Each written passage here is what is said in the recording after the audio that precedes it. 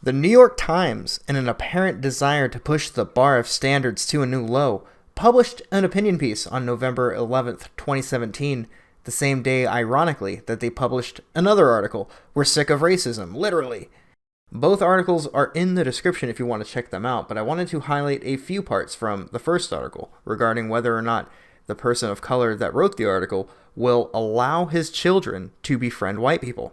The thing that I would like to emphasize the most is that this was published in the New York Times.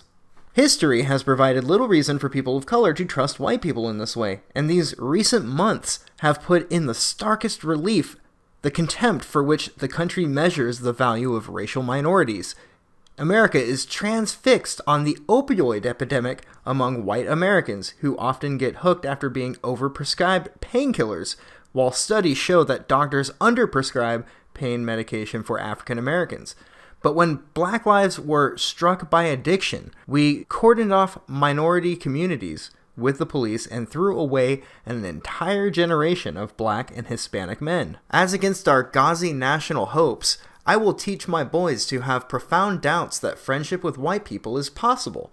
When they ask, I will teach my sons that their beautiful hue is a fault line. Spare me platitudes of how we are all the same on the inside. I first have to keep my boys safe, and so I will teach them before the world shows them this particular brand of rending, violent, often fatal betrayal. But in the deepest rift is with the apologists, the good Trump voters, the white people who understand that Mr. Trump says unfortunate things, but support him because they like what he says on jobs and taxes. They bristle at the accusation that they supported racism, insisting that they had to ignore Mr. Trump's ugliness. Relying on everyday decency as a shield, they are befuddled at the chill that now separates them from black people in their offices and social circles. They protest. Have they ever said anything racist? Don't they shovel the sidewalk of the new black neighborhoods?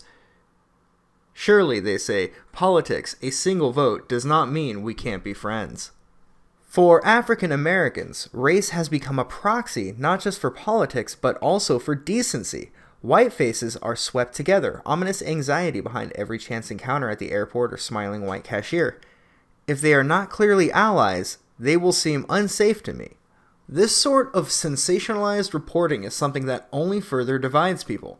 I do not think that this person is a good representation of anyone or any set of reasonable values. To judge somebody based on the color of their skin, or treat them differently because of their race, or demonize them because of their race, is to be truly racist. Racial institutionalization is a Marxist boogeyman.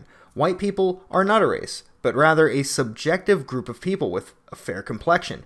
Perhaps it means just having the wrong amount of European descent. Seeing articles like this pop up reminds me that it is not okay to be white. Yes, all white people. At least if you are the New York Times.